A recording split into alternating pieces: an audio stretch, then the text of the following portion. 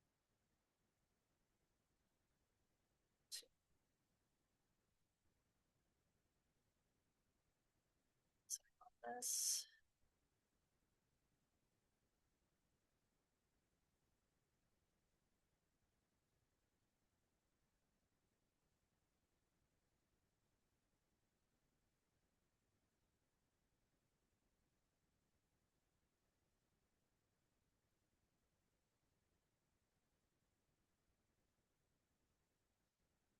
Yeah.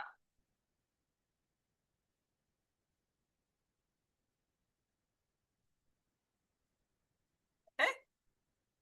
Can you see my slide? Yes, we can see. Okay. Okay. Um, yeah, everything about the Book of Revelations is hotly debated, but I think most scholars date it somewhere around during the reign of Emperor Domitian, particularly because during that time persecution was hotting up and emperor worship was getting more acute.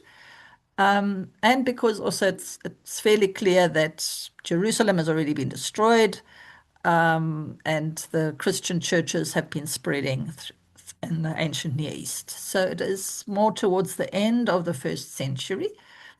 Um, and it was one of the last books that was sort of accepted into the canon. So it stayed fairly controversial for quite a while because I think also a lot of people who weren't in that area maybe didn't relate to these images in the same kind of way as the people who initially were the recipients of this, who were in that situation. It's addressed to 7 congregations. That doesn't mean that there weren't any more congregations in the area that received these, but the number 7 becomes very, very important in throughout Revelations. So the number 7, holy number with deep significance. You will see it recurs and it recurs. 7 seals, 7 trumpets, 7 bowls, and often the last episode is again divided into 7. Um, so um, that is, you could almost say, the organizing principle that John uses. So John was exiled to the island of Patmos. So persecution has started. Obviously, he's not supposed to preach anymore. He's exiled. And while he is on this island, he has these visions. Now, in the book of Revelations, it is sort of it painted as if he had all these visions on one Sunday afternoon, and they are consecutive, one thing after another. But the much more likely thing is that he just had one vision after another, and they were originally all separate visions, which John tries to put into some kind of order. And as I said, the ordering principle is the number 7. Um, it would be it would have been completely overwhelming to have packed all these visions into one Sunday afternoon. I don't think he would have tolerated that very well. Um, and I also think it's important that you know that some of these describe the same things in with different images. So they are all images of the end, of catastrophe, of God's wrath, of God's judgment. But they're originally separate visions. Because if you try to imagine as literal events, one after the other, you keep thinking, I remember when I was sort of now studying this book, actually everything's already been destroyed. Now, what are you still destroying in the next step? It's as if sort of in between, sort of miraculously, the world gets reconstituted just to be destroyed again and reconstituted just to be destroyed again. Because every sequence is so deadly, you could almost say that you wonder if there's anything left at the end of it. So it's very confusing if you try and see it as a chronological thing. One thing happens after another. But if you just see these as, you know, poor old John being absolutely overwhelmed with visions of judgment and visions of the end, and he wrote them down and put them into some kind of order, it makes a lot more sense. And it also shows how nonsensical it is to try and deduce a sequence and to say, now we at chapter 3 now in this, and we still have 4 chapters to go, and then the end will come. So it doesn't really make sense. At least that's my take on it. But it helped me to understand a lot more. Just these are all different images for a violent struggle at the end of time, and of saying that the God is in control ultimately.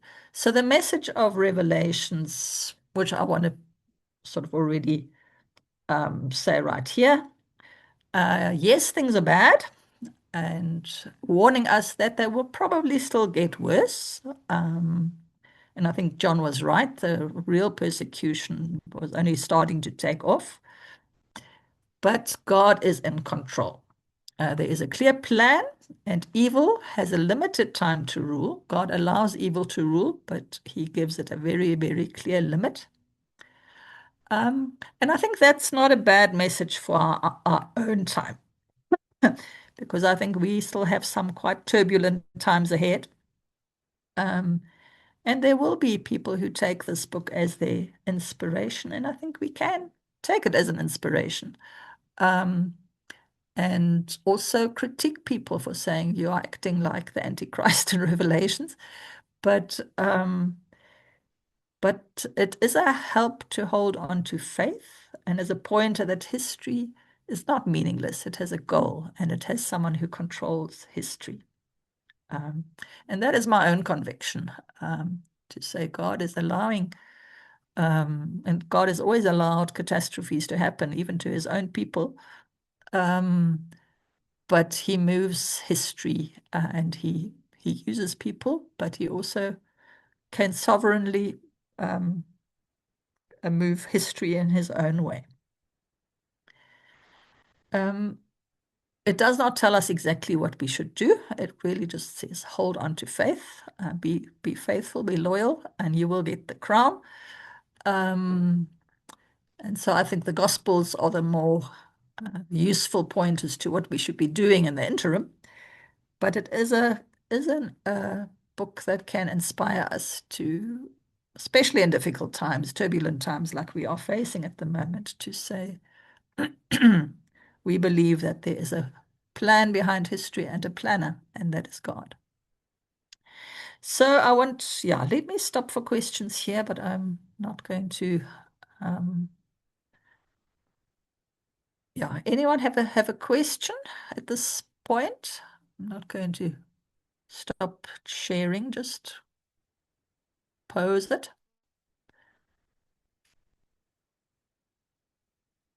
Khadi? Khadi, can you Hello. unmute yourself? Yes. Okay. Yeah, I just wanted to share that, it's only after I read the book of Daniel that I didn't have so much fear anymore from Revelations, you know. Because as is the book Yeah. of Daniel describes all these beasts, that you're talking about. That's, sometimes, yes, so if you didn't live during those times, you wouldn't be able to understand the meanings of the symbols. So at least in the book of Daniel, he describes his visions, and you can tie They them already in. explain Yeah. them, yeah. Yeah. And Revelations draws heavily on Daniel, definitely. Mhm. Thanks for that. Catherine? Oh, thank you, Pastor. I just wanted to check, is there any sign of the United Nations with all that has been given now with the beasts and all? Thank you.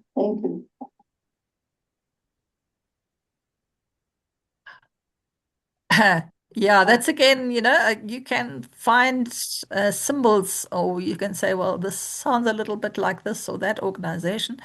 But definitely it was not intended to be the United Nations or Iran or the Pope or anyone. It was quite clearly designed to be a critique of the Roman Empire at that time.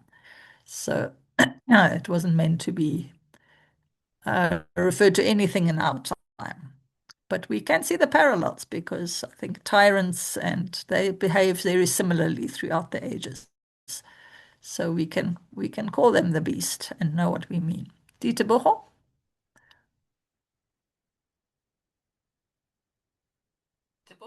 not sure if you're still unmuted. You can talk. Yes. Yeah. Thank you, Pastor. I just want to find out whether we can at this stage match the environmental disasters and things that are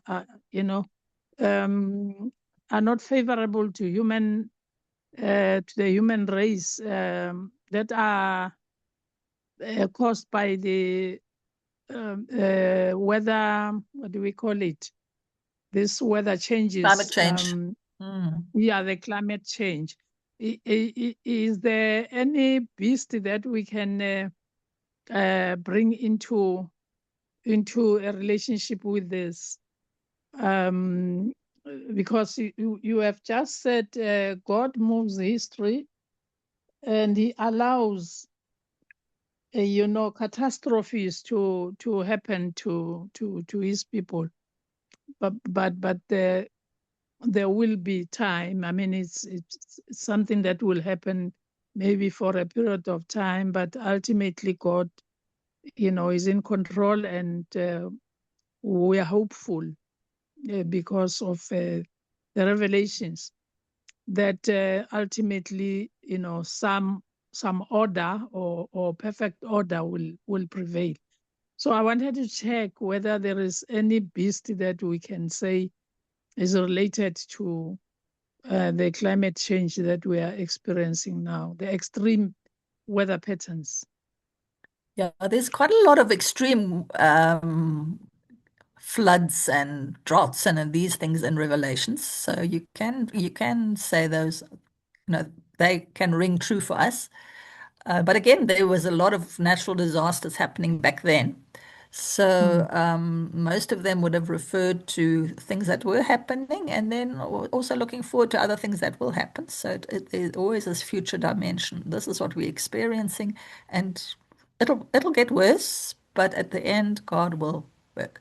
So I think we can do things like Tyson to say make our own apocalypse and use these images. But it's important to remember that they were not intended. They were intended for people in that time who were facing a particular threat, to encourage them. And we can take encouragement out of that, and say for our time also we are facing something that, it gets so bad you think, no, the world must end now. But I think God still wants us to learn some lessons personally. So I don't think the world is going to end that quickly, but we don't know. God is the one in control, and definitely the disasters. We can take images out of Revelations and say, well, that for me reminds me of what we are facing at the moment. Okay, let me continue. So the world um, of the first century had certain images that people would have related to. I don't know if anyone recognizes this picture that I've got here. That is from Hermansburg Church on the altarpiece. And that is clearly from the first vision in Revelations. Christ among the lampstands. And this is something that clearly comes from emperor worship. So in throughout the Roman Empire at the time when it became emperor worship became prevalent, you would have had little shrines with a picture of the emperor and lampstands around it.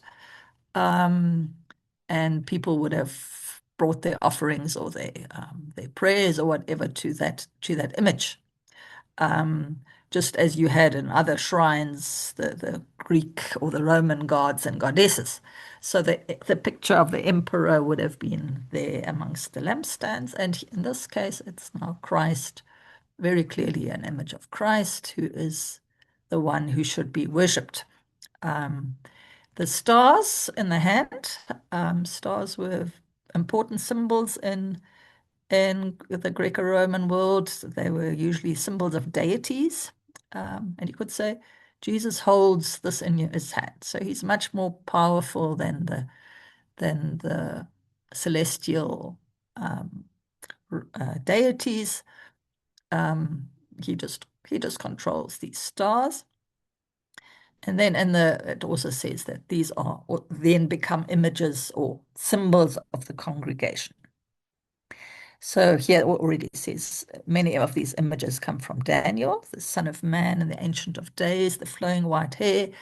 Those are all images that should have been familiar to the people from Daniel. Just like when Christians see a cross or when they see a lamb or when they see a fish, there's association with it which is meaningful for a Christian.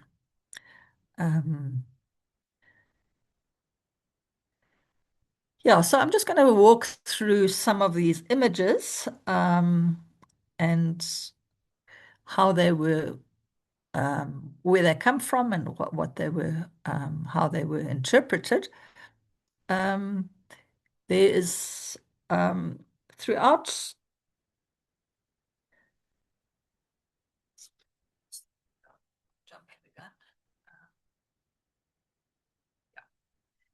So John is in his on this island and he's seeing this vision, and the command comes to write, and this is repeated at intervals. And obviously, John listened to this command, so he wrote down all these visions. And they are addressed as 7 letters to the congregations. So in the beginning, the whole thing is addressed to the congregations, but then there is right to the 7 congregations, and then every congregation gets their own special message at the beginning. I don't want to say much about these because they're really the easiest part of Revelations to understand. And most of the time, if we preach about Revelations, we either preach about Revelations 21 or we preach about one of these letters to congregations. And these are words of encouragement and words of warning. So some come in for more praise than others, some more condemnation. And one of the sharpest criticism is being lukewarm. I forget now which of the congregations it is, but in Revelations, and that's maybe why I always have a bit of a problem with it. It's very, very stark. There's no gray zones in between. You're either on the side of the Antichrist or on the side of Christ. You are either against God or with God. So being lukewarm, being somewhere in the middle and not quite knowing if you're Christian or not, that is almost pointed out as a major criticism. So, and of course, in times of persecution, the decision does become that stark. You actually cannot sit on the fence. If you don't, if you were in Hitler's Germany and you don't put a swastika in your window, you are already one of the enemy and you are suspect and you are really ostracized in your community. So there were very clear decisions you actually had to make. Are you going to go along with this? And if a lukewarm Christian says, all right, I'm going to still go into the shrine, I'm not really going to pray to the emperor, but I'll put my little offering there, and so just so that no one ostracizes me. That is, of course, you have now already chosen a side, and those decisions had to be made all the time. Or do you join in the ritual, sort of meat offered to idols, and with your peers, because do you eat that? Do you not eat that? In John, I think Paul was already a little bit more saying, okay, you can eat that meat. It's not the end of the world, but John would have been very clear and said, you cut yourself off from the pagans. You actually have to make a very clear decision, either you are with Christ or you're not with Christ. So being in the middle, being lukewarm, is that basically the whole book is very stark on it's either or. So, and I think it is true that in times of persecution and stark social choices, there really is not much leeway in the middle. Either you are with Christ or you resist or you don't. And there was evidence of deep divisions within those people who were calling themselves Christians. How much compromise is possible? Um, Each of those 7 letters ends with, "Let anyone who has an ear listen to what the Spirit is saying to the churches." So now the question is these visions that John had, and I have no doubt that John, whether it was, the scholars disagree whether it was John the evangelist or John the disciple or another John, or whether there were probably more than one John, which John wrote Revelations. We're not completely sure. But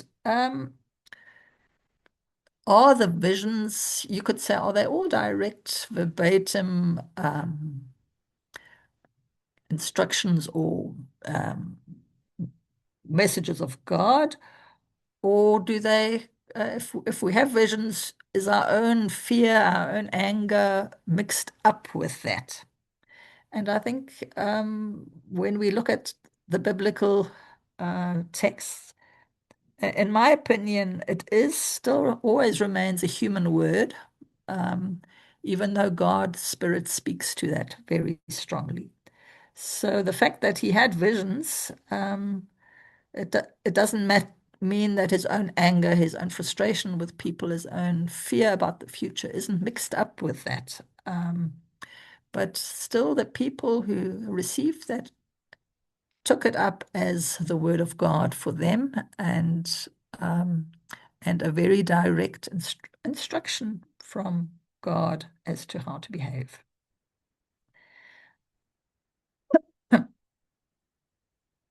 As I said, there was some controversy about whether Revelations should be part of the canon.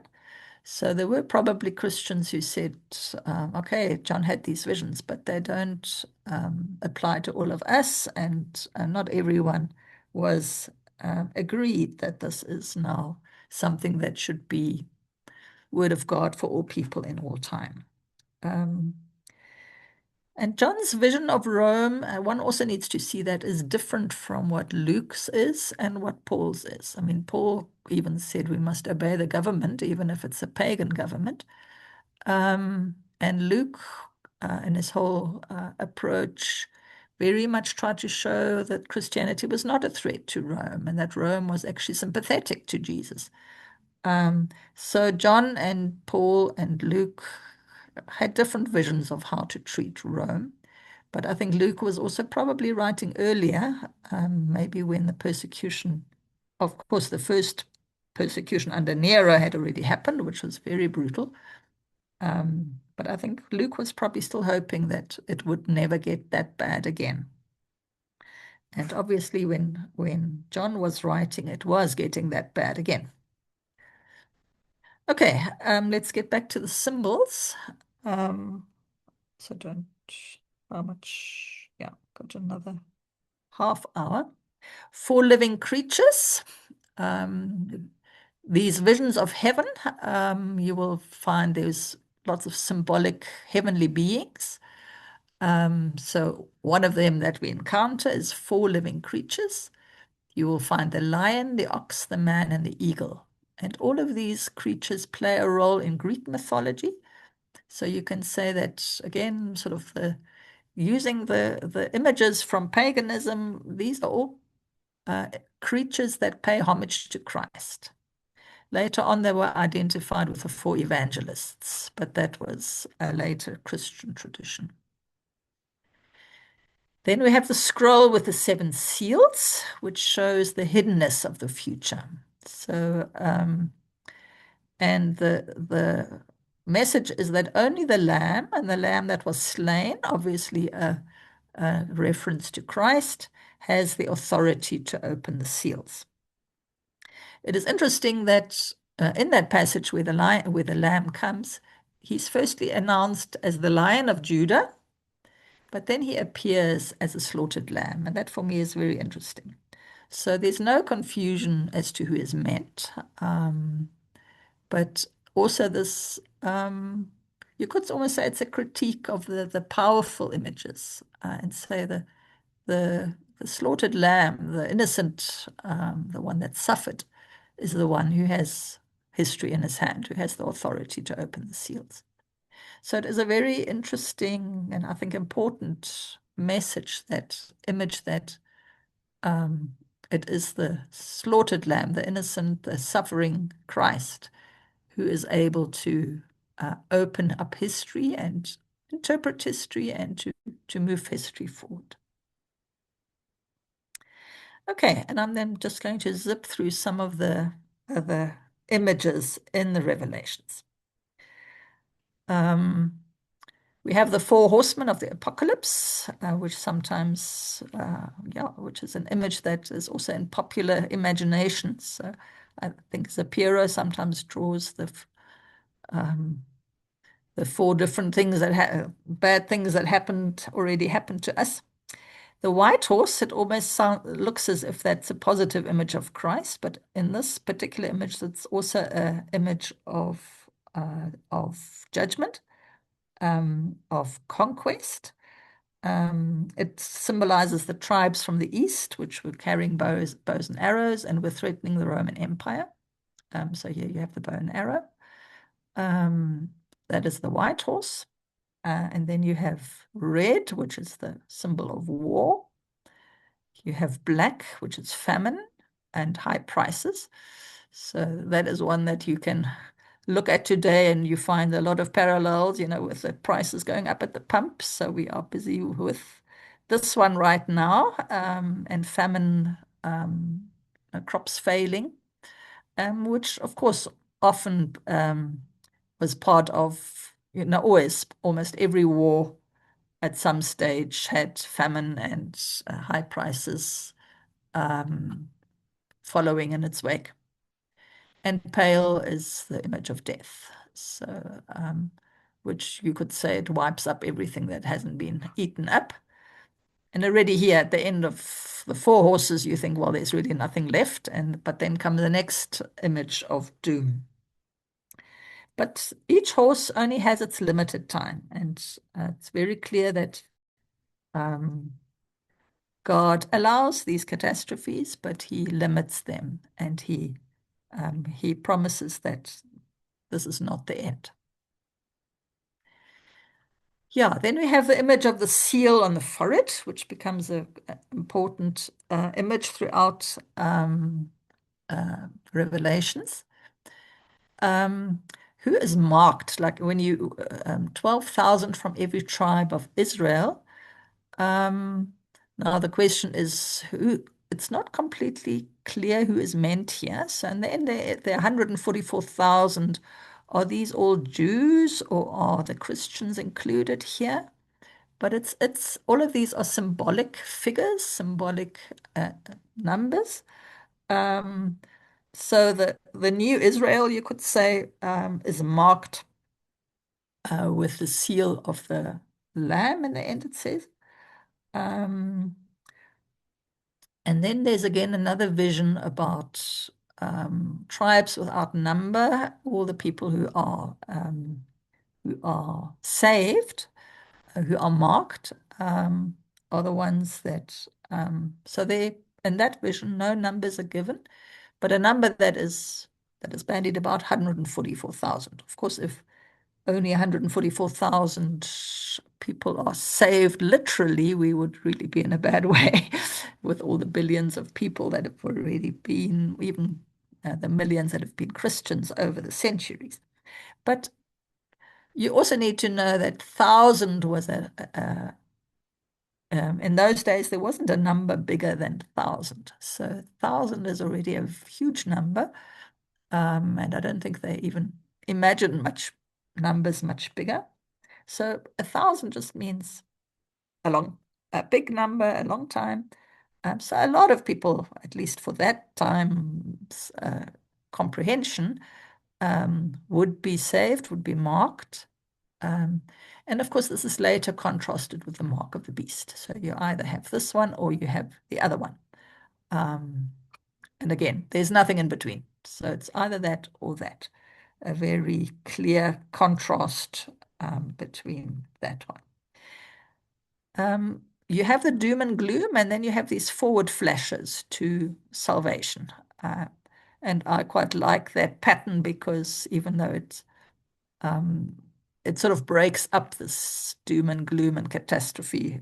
So again and again, you must have, from the doom and gloom, you have this vision into the throne room where already the promise that there will be these saved people and there will be glory and there will be praise of God. You can say John breaks up the difficult side with this forward vision to eternal salvation. Yeah, then we have 7 trumpets, and 7 trumpets are symbols of wrath. So each trumpet brings a catastrophe, really. But there is the possibility of repentance. So, and you know already, because it's 7 trumpets, that there will be an end to this. And there are in this series, there's a lot of disaster images, which shows a little bit about the turbulent time that the people were living in.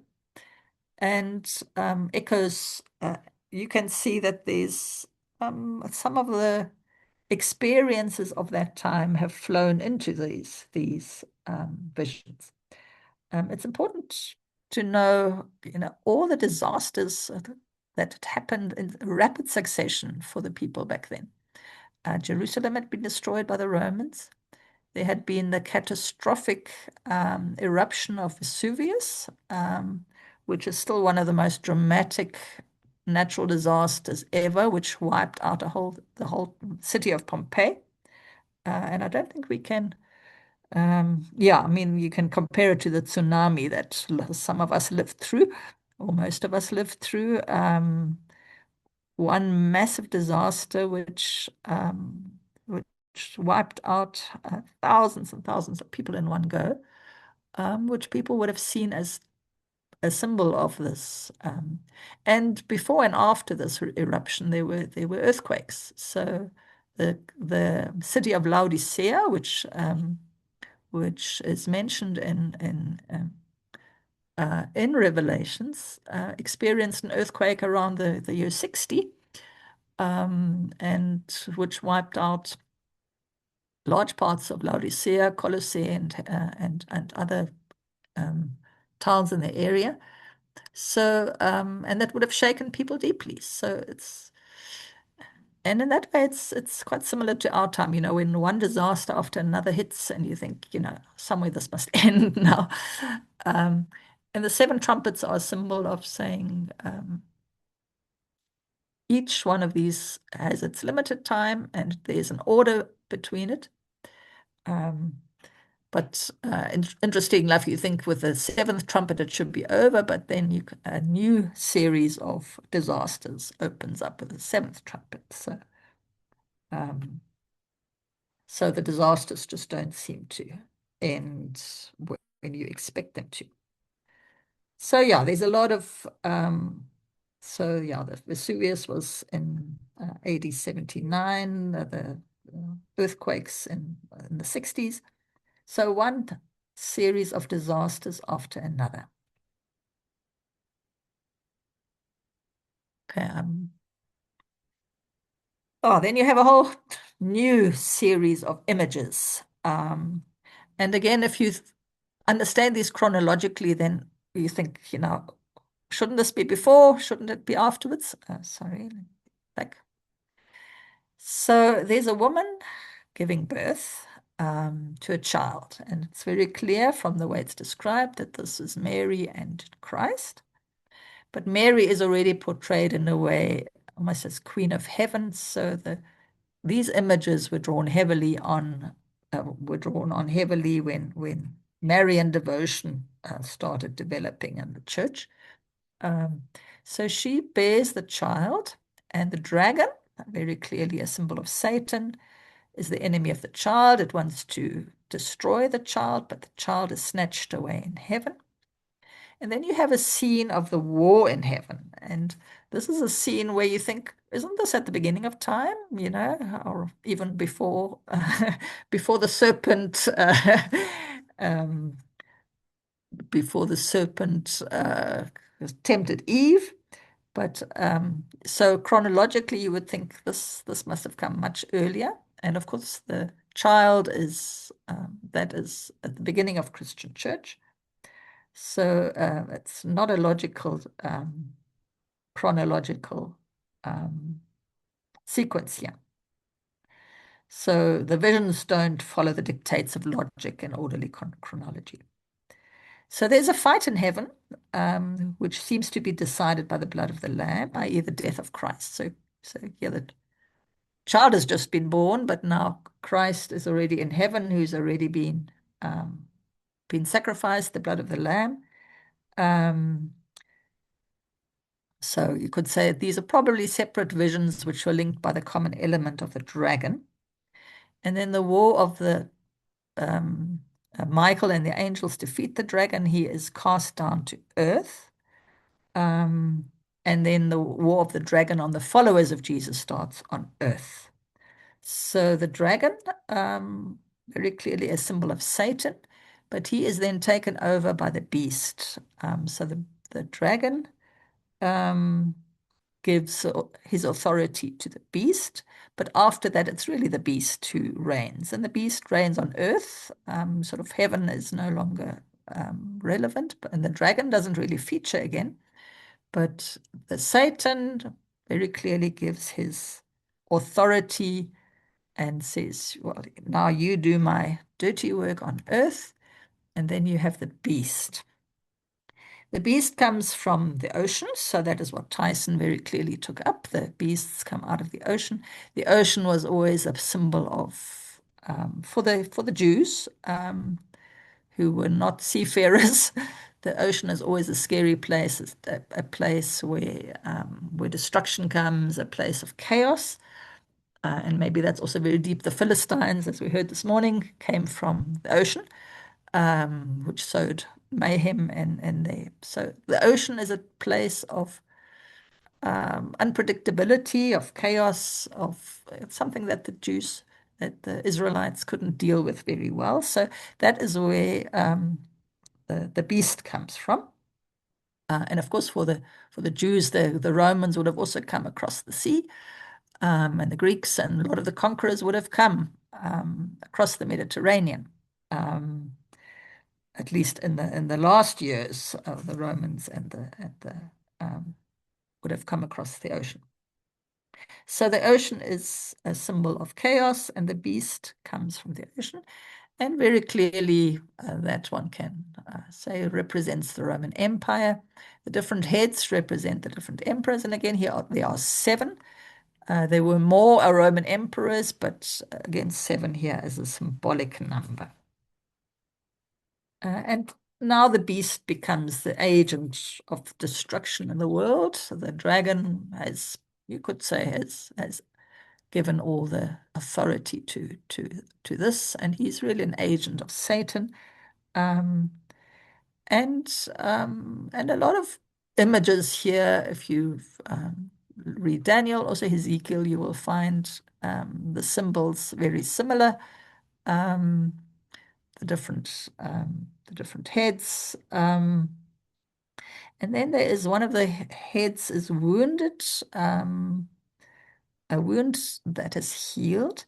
And this might refer to a legend that the Emperor Nero, who was the first one to persecute the Christians, was not really dead, but that he would return. You know, these legends that conspiracy theorists throughout the ages have dreamed up.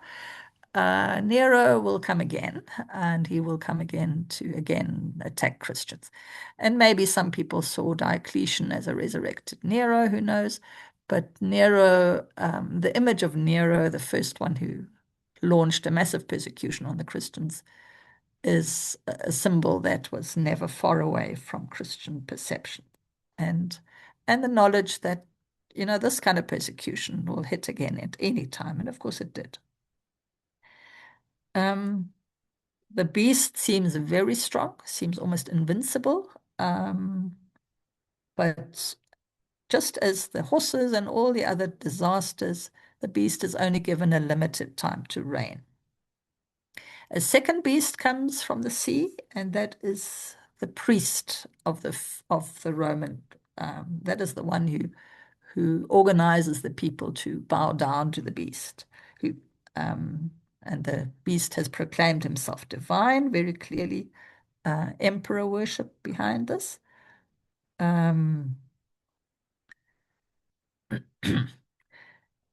And yeah, and this is an interesting one where it sort of links in with our own time, because this wound that is healed, you know, the sort of coming back from the dead almost, it becomes part of religious law and part of the mythic cult around tyrants.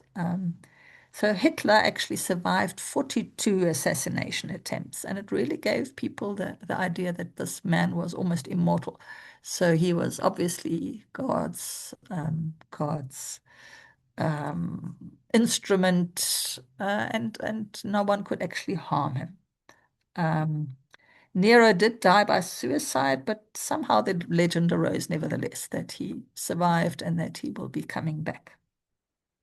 And of course, we know that MAGA is the fact that Trump has survived assassination attempts is part of the cult and the law around the American emperor, the American wanting to be emperor president. Sorry about that. Okay. The beast has a number that is 666. And just as the people of God who are protected have the seal, the beast also has a seal. And this is one that is stamped on people, and you are soon excluded from social and economic life if you don't have the seal. So you can only trade, as soon as you don't have that seal, you are out. And that becomes very clear in the way the mark of the beast is described. And that is a fact in many of these sort of situations of tyranny, that that you actually have to clearly show that you owe allegiance to this emperor, and that you will even acknowledge him as divine. Christians didn't have a problem with saying we swear loyalty to the emperor, as long as you didn't have to make this in any sense religious. But as soon as that was the place where you could say the red line that the emperors crossed, when they said, well, you have to acknowledge me as divine and bow down to me as a divine hero. That is when it becomes problematic and diabolical for Christians. What is the number 666? And again, here on internet, you can get all kinds of conspiracy theories, and people will find 666 all over the place. One needs to know that numbers have symbolism in the culture.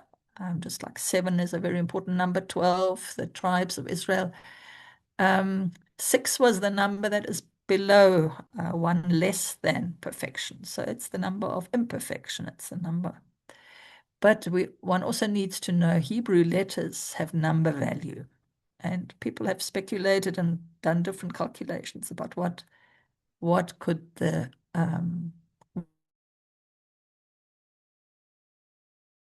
don't ask me exactly how this works, but different possibilities have been say that the Hebrew letters for Nero, Caesar, add up to 666, or Caesar Theos, the emperor's god. So those are the two most plausible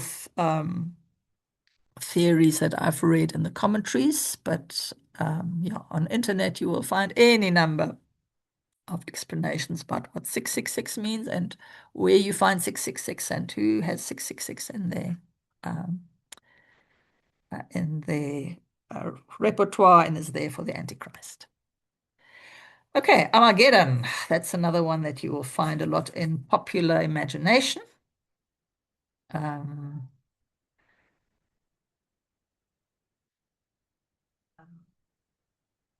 Just one more that I quickly got a picture for it.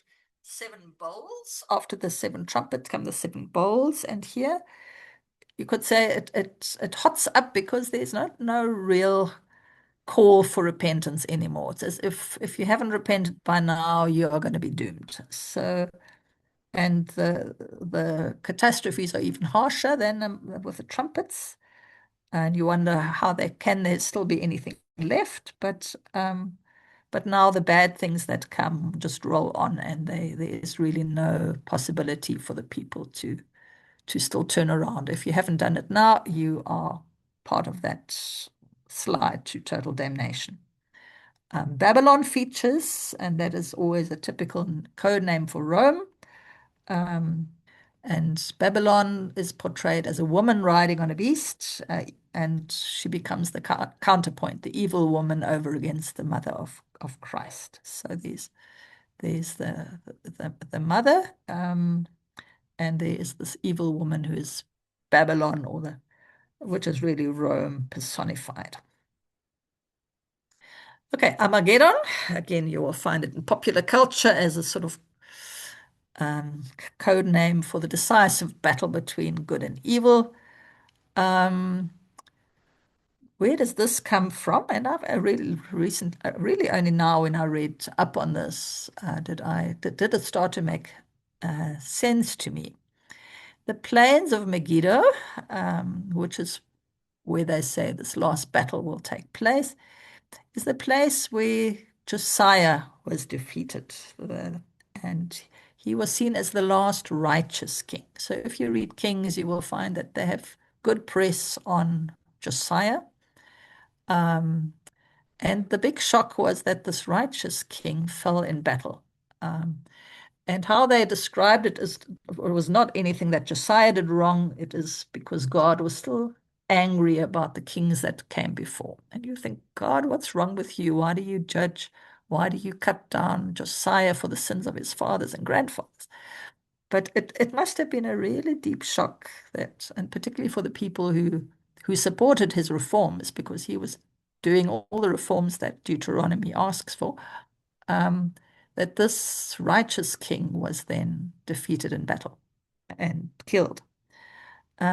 So I think the legend or the idea of Armageddon is almost, yeah, it's a feeling after Josiah died, everything started going downhill. And Jerusalem was never really had a righteous king again, and we have to, the new righteous king has to be installed, obviously the Messiah Christ, and that that battle that would finally defeat evil and install the righteous king would happen at the same place. So that sort of made sense to me, that this is the place where you could say the wrong of history would be righted again, And this is where the next righteous king, because after Josiah, there was, according to this theology, there was never another righteous king in Israel. There were all these bad kings, and then they were wiped off. And after the exile, there were no more kings. There was always the hope that one day the Davidic kingdom would be restored. And of course, Christians say that that is Christ, so that this happens from the same place.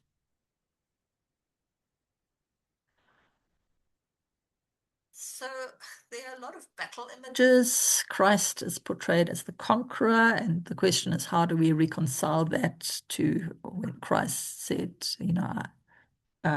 love of enemy, and he came humble and not as a conquering monarch. And I think one just needs to acknowledge that these images do sometimes contradict each other, but that there was, I think it was throughout the Christian congregations, there was this feeling that particularly Christ would have to come again and conquer the power of Rome and install his righteous rule.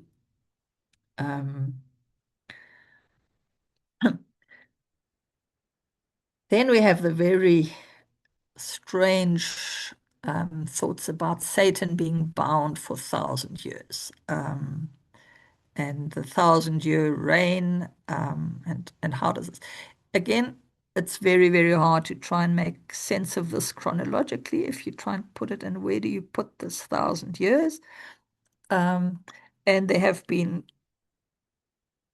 debates and conflicts between what they call the premillennialists, who said this 1,000 years is still coming, and postmillennialists who are saying, no, the church is the 1,000 years, and we are living in that time.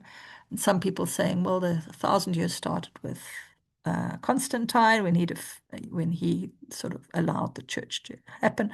So again, when people try and put dates and times to this, you get into a lot of knots. But 1,000 years, as I said, 1,000 was for that time the biggest number they had. They didn't have millions and trillions yet. So it's just a very long time where Christ is bound and where Jesus rules. But yeah, it's very difficult to logically integrate these 1,000 years with all the other images here. Because 1,000 years is a very long time. So does one say, well, for the next 1,000 years, we're still going to languish? Or so yeah. But I think one needs to see that these are all visions, and each vision one really needs to take by itself and saying, what is the message of this particular one? And again, Satan is not, Satan's reign will have an end, and he will be bound, and Christ will rule. So, yeah, but I must say, in my own theology, I cannot integrate these 1,000 years anywhere. I don't find, I find it hard to get some meaning for myself out of this particular vision. And always you will get the word of comfort. The martyrs will reign with Christ. The tyranny of the beasts will be at an end. And it's trying to bring the whole of human history into also a pattern. One of the commentaries said to me that they believe that the history as a whole will last 7,000 years, and the last 1,000 years is, you could say, like a Sabbath. And then after the end of that 1,000 years, the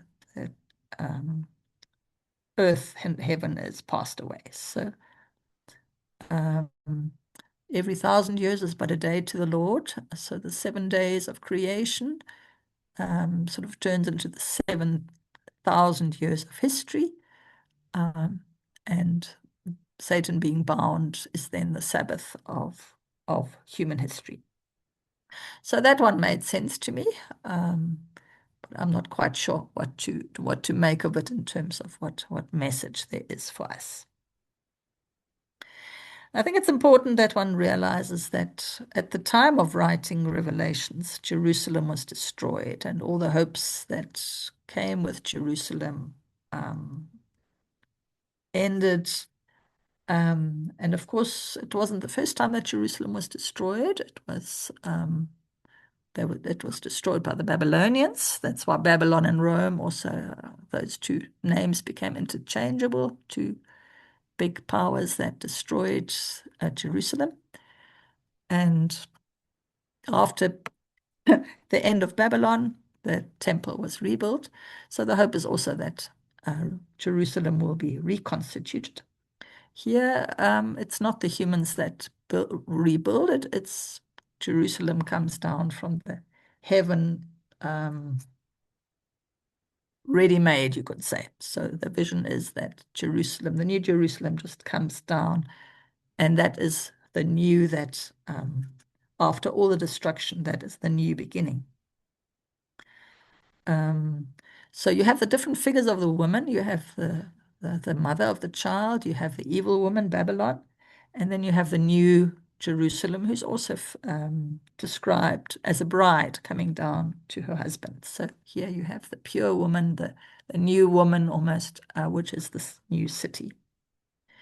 And the ocean, which is that sea of chaos, is no more. Somewhere earlier, there was a sea of glass where the sea becomes transparent, so it doesn't hide nasty things anymore. Here, the sea is no more. So Jerusalem is linked with the new heaven and the new earth. By the end, everything on earth is pretty much destroyed, so God gives a new creation. I behold, I make all things new. The size of the city, again, it's symbolic. It says 12,000 stadia. It would make it 24,000 kilometers long, which is a huge city. Again, these numbers are just expressions of this is a big place. This is a wonderful city which has got space for everyone, which shouldn't be taken literally.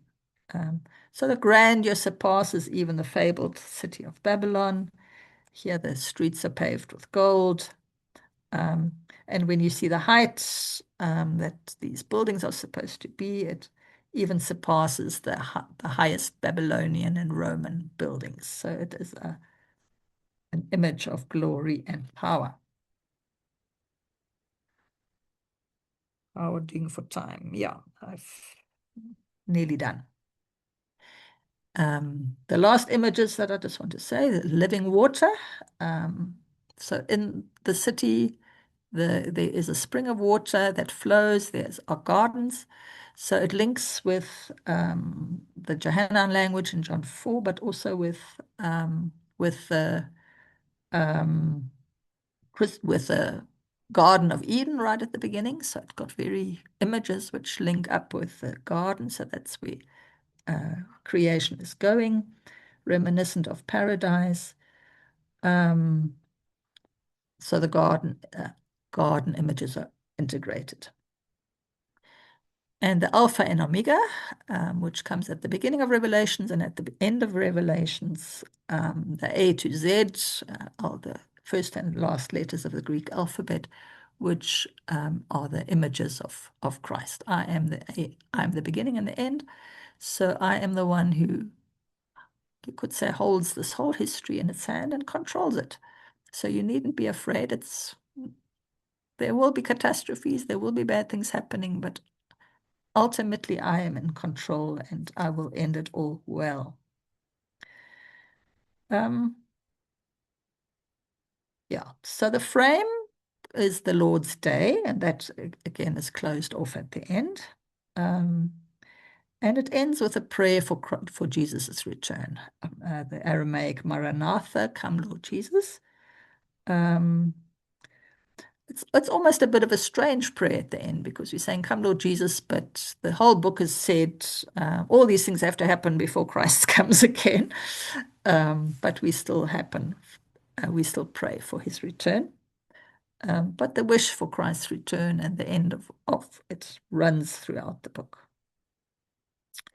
So just to recap, as more or less what I've said, the message of Revelations: Christ is in charge of history.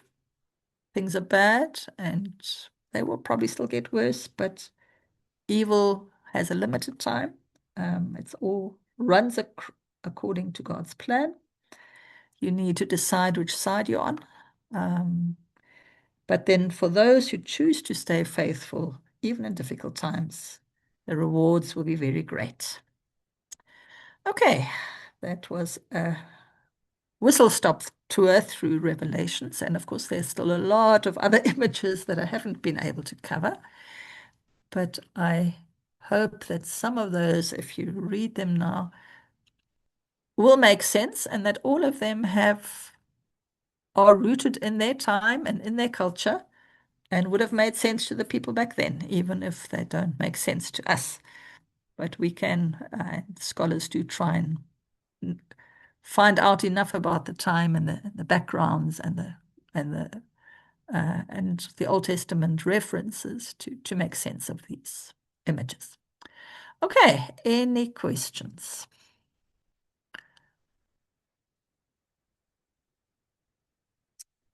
Still just as scary as before. Morilati, or was it Kanya? One of the two. Thank you, Pastor, for the delivery, and good day to everybody. I'm no scholar to the Bible, but I've always marveled at how things emerge or unfold. You've spoken a lot on the imagery side, on the visions that were put together by John. And then I just try to bring it home to say where we are.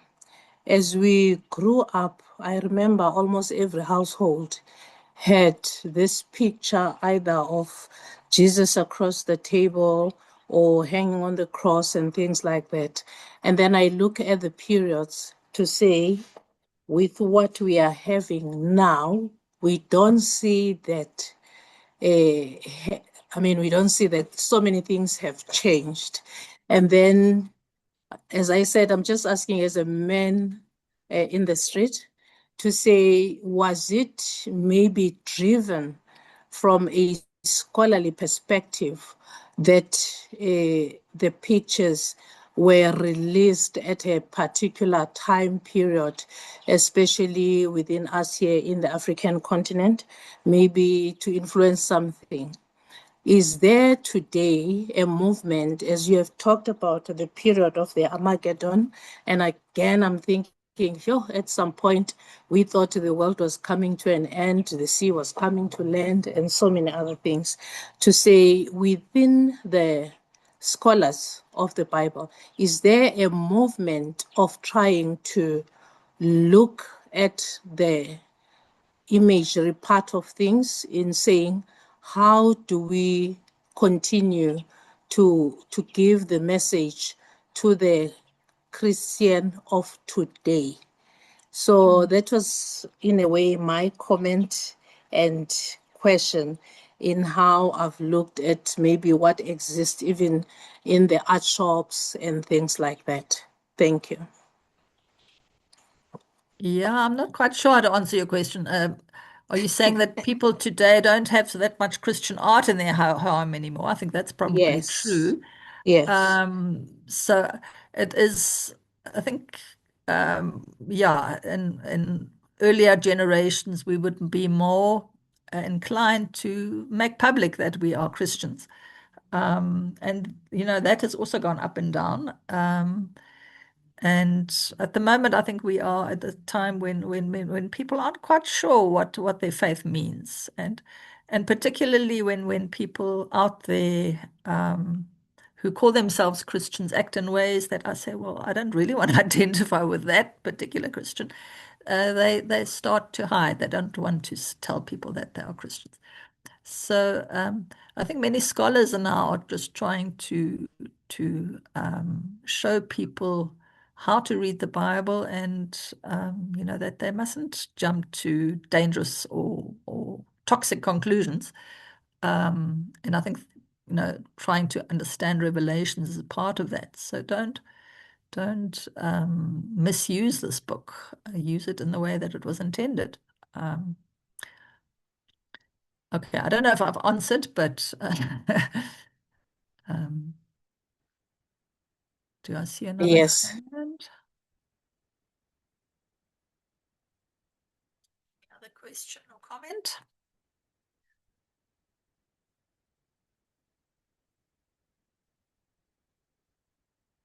Khadi?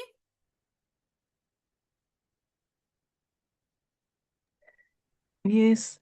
So, so will I be wrong to say the message in Revelations was basically to give hope to the Christians, during the time of the Roman Empire, being the beast, and That sums it up. yes, and then we can draw from it that, as you have said, that, any catastrophes, they will come to an end because God remains in control. I know that during apartheid, people were drawing on this parallel because people were saying, Romans 13 says you must obey the government. And there were people saying, well, there's also Revelations that says the government is the beast. And finding inspiration in that to say, sometimes we have to resist and not obey, particularly if the laws are unjust. And they drew inspiration from Revelations.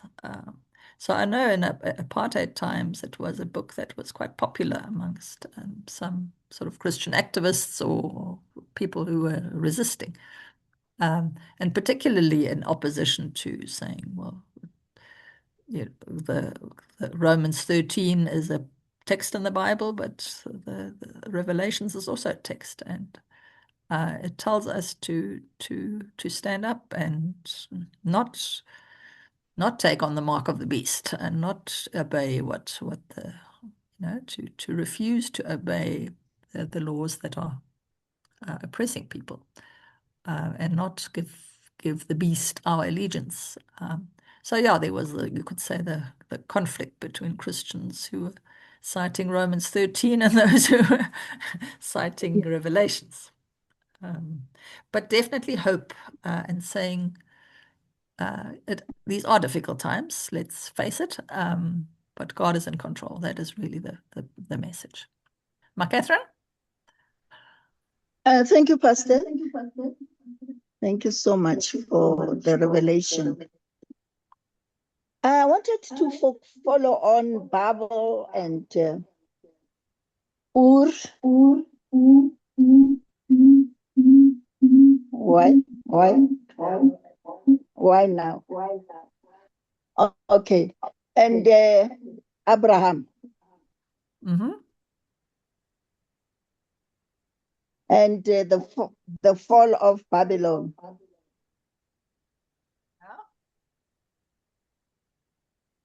Is there any connection?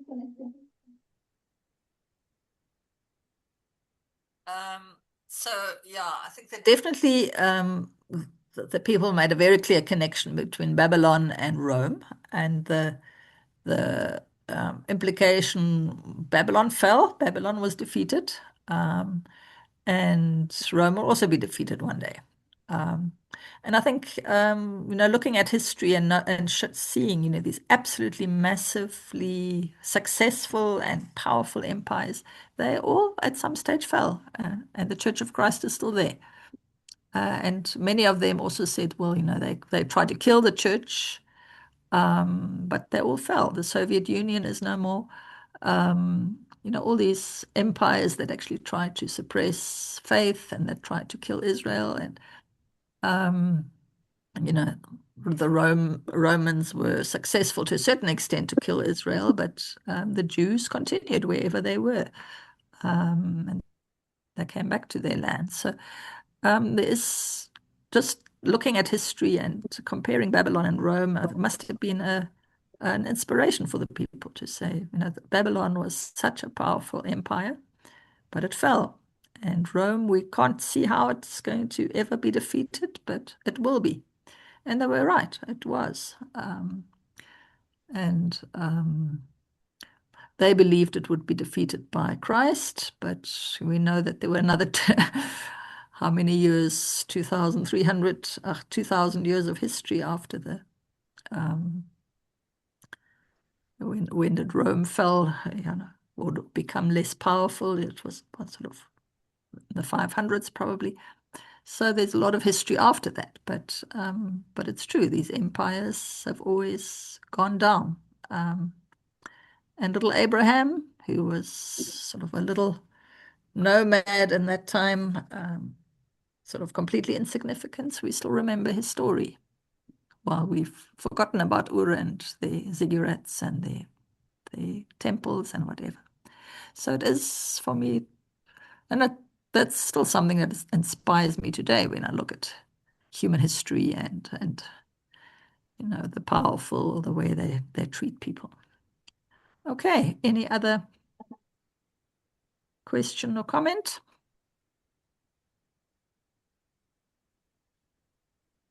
Okay, then thank you for joining, giving up your precious Saturday morning. We always appreciate that very much. And I'd like to end with a prayer. Didn't start with a prayer, I want to end with a prayer. God, we thank you for everyone who came to join us today, for giving up their time to serve you more effectively, to understand your word more deeply, and to just be built up in their own faith. God, there is so much in the Bible that we struggle to understand, and we wonder what is still relevant for us. But we thank you for surprising us again and again by showing us the links between the people back then and our own problems and our own fears and our own worries about the future. And you have strengthened people back then, and you can strengthen us today. And we ask you, when we look at our world, that we may not doubt that you hold it in your hand, that you still are the one who regulates history and who will drive us to that final goal. We don't know how long that will still take and what will still happen in our lifetime, but we can trust that we are not alone and that you are the one who carries us through. We thank you for people throughout the ages who have kept their faith in very, very difficult times and have passed it on to us for so many generations and years. And we ask you now that we too may find a faith that is convincing enough to guide and lead the next generation to also have hope and have trust in you. We ask this in Jesus' name. Amen. And may God bless you Thank you, in your everyone. endeavors wherever you are working, and thank you for joining us. Thank you, Thank you, Gertrud, for everything that you've done. Bye. Yeah. Martin, will there be a evaluation? Will you send that out? Yes, so I will send out an evaluation. I will send out the slideshows. Gertrude, if you'll just send me yours, then I Okay, can yeah. also share that. I will try to do that by the end of the week. No, I will do it by the end of the week. If for whatever reason you have not received anything by Friday, please just send me a message again. There seems to be a lot of backwards and forwards with the emails not coming through. So yeah, please just send me a message if you haven't received anything by Friday. And then finally, well, actually also just check beforehand in your spam filter, maybe if your spam box, maybe it landed up in there. All right. Okay. And thank you, Martin, for setting it up and all the background work. Yeah, hopefully next time it'll be a bit smoother. All right. Thank Okay. you. Have a blessed Okay, Sunday bye-bye. tomorrow, Thank everyone. you. Bye-bye. Bye.